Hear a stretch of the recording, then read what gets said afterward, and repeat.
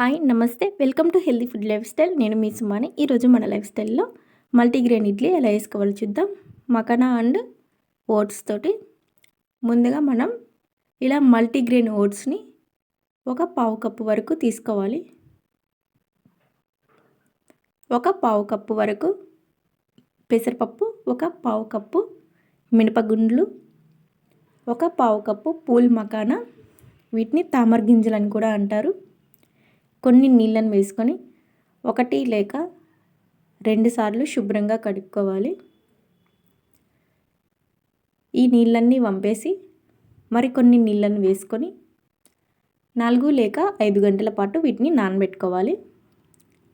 4-5 గంటల తర్వాత ఇలా నానిన వాటిలో నీళ్ళన్నీ తీసేసి ఒక మిక్సీ జార్ తీసుకొని వీటన్నిటిని మిక్సీ వేసుకోవాలి.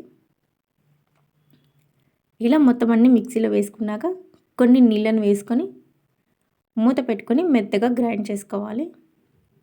ఇలా మొత్తం మెత్తగా గ్రైండ్ అయిన దాన్ని వేరొక గిన్నె తీసుకొని ఈ పిండి మొత్తాన్ని మనం ఇలా గిన్నెలో వేసుకోవాలి. ఇలా మొత్తం అంతా వేసుకున్నాక మూత పెట్టుకొని దీన్ని ఒకరోజు నైట్ అంతా మనము పులియబెట్టాలి.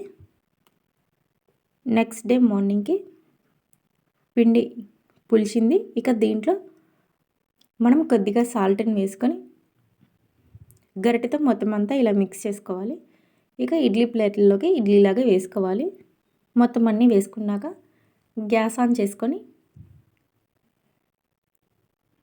ఇడ్లీ పాత్రలో కొన్ని నీళ్ళని వేసుకొని ఇడ్లీ ప్లేట్లను పెట్టుకొని మూత పెట్టుకొని గ్యాస్ని లో ఫ్లేమ్లో పెట్టుకొని ఒక 20 లేక 25 నిమిషాల పాటు వీటిని ఉడికించుకోవాలి.